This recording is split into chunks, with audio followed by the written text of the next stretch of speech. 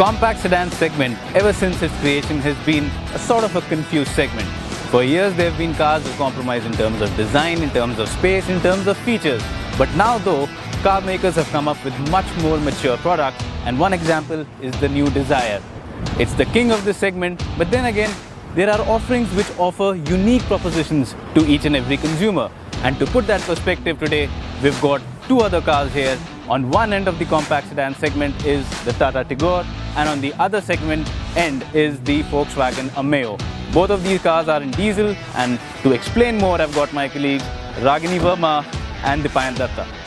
So the car that I have with me is the one with which Tata has made a comeback in the segment that it created with the Indigo CS. The car I've brought is the Volkswagen Ameo diesel automatic, and while it's the most expensive of the lot, it is the most fun to drive and the most powerful. Since each of these cars have its own unique appeal, we're going to test them on different parameters such as design, performance, efficiency, comfort, and a lot more to tell you which car is the best for you. So guys, are you ready to roll? Yep, let's roll.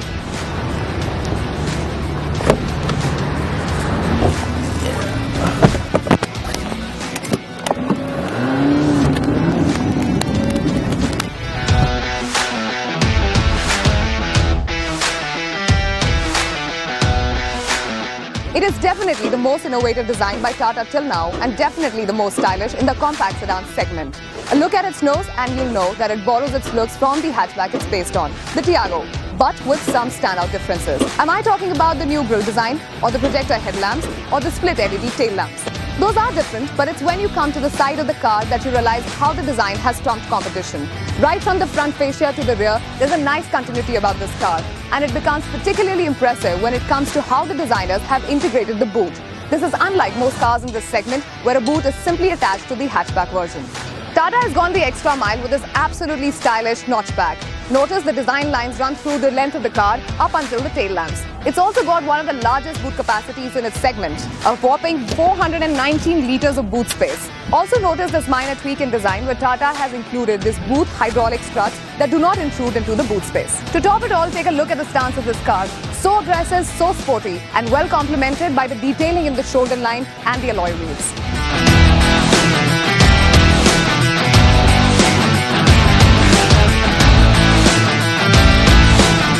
Now talking about design, well, the Dzire is the only car in this segment which is not based on a hatchback unlike other cars. This one was built ground up to be a sedan and is based on a different platform. And that's the reason why it's no longer called the Swift Dzire, it's only Dzire. If you look at the front design, well, a lot of people don't like it, a lot of people like it, but what it does look reminiscent of is it gives a hint of the old Ambassador. All of it combine and give the Dzire a much more premium stance than its predecessor. Looking at the rear section of the Dzire, it becomes clear that the designers here have tried to give the rear angle a wider and a much more premium stance. If you can notice this chrome stripe running through. Talking about boot space, well, the Dzire now has 376 litres of boot space. It's not the largest boot in the segment, but then again, it's right up there as one of the largest boots.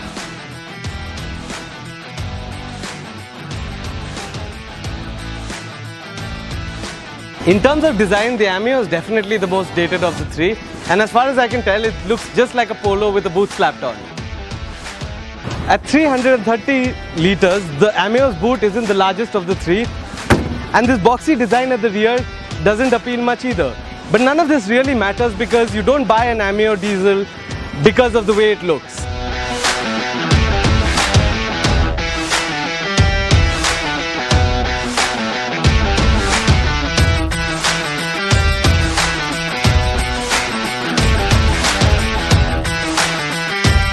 So the driver's seat is very comfortable and it provides lumbar support. What I like is that you can adjust the seat height to your liking and also that of the steering wheel.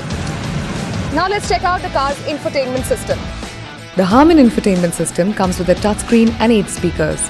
It can mirror navigation from your smartphone and offers Bluetooth, aux-in, USB and FM radio as well. The sound quality of the system is possibly the best in the segment. Plastic quality is good too in most places except the lower dashboard. Also, there are plenty of pockets for everyone traveling in the car. Now talking about the in-cabin experience, I think the new Maruti Dzire is at the top of the game it leads the segment. If you look at the overall dashboard design, especially with these wooden inserts, this touchscreen, which again has Android Auto and Apple CarPlay, you've got an automatic climate control, and you've got this lovely steering wheel, a flat bottom unit, again with wooden finish on the bottom part of it. And apart from that, you've got a multi-information display which gives you all the information like range, your instant fuel efficiency, time, trip meters, all of it. If you compare it to the older Dzire, well, it's significantly better. And in terms of kit, if you talk about convenience, features, dashboard design, I think it's the best in the segment right now. And while the interiors on the Ameo may not be as plush as the Dzire, it's definitely a step ahead of the Tigor. And while you don't get features like push button start or keyless entry, you do get a build quality that matches German standards and a flat bottom steering wheel.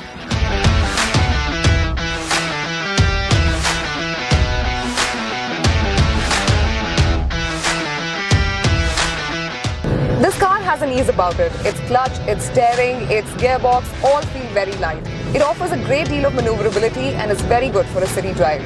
But I do miss the kick of the turbo engine. The minute the revs fall, it will demand that you shift your gears really fast. Testing this car at high speeds and it isn't very happy about it. Notice the gear stick in the hand gets wobbly and the car feels overburdened. Anything under 100 km or 110 km per hour though is quite smooth.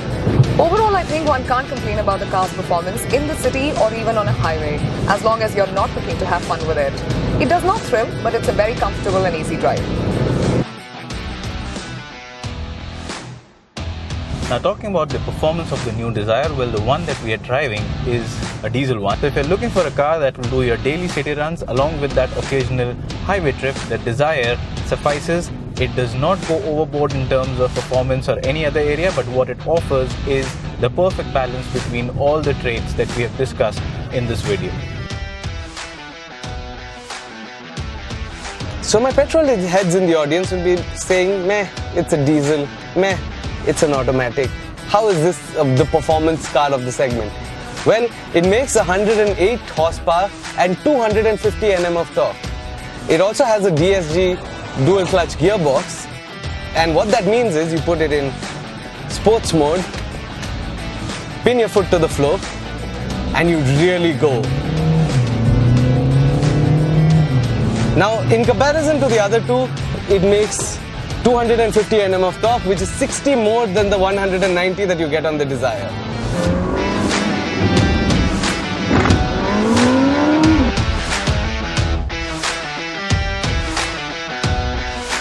So we've come to the end of testing all these three cars and finding out what works better for which, but we also have a conclusive statement as in which car is suitable for what kind of buyer. But I want to first ask the Payan, why has he parked his car the other way around? I don't like the way it looks on the back. Anyway, so we know that the Ameo isn't the best looking of the three, but that's not why you buy an Ameo diesel. It is the most performance oriented car of the three, and it has the best build quality being German. And if it's a looker that you're after, this is definitely your pick. But that's not all. It's a comfortable ride, gives you lots of space, and most importantly, is value for money. And both these guys, well, their car is best in one or the other particular domain, but this again is the master of all trades. It looks well, it drives well, it's got a great interior. This is what most people want to buy, and that's the reason why people are queuing up outside Maruti Suzuki showrooms, and this has such a long waiting period.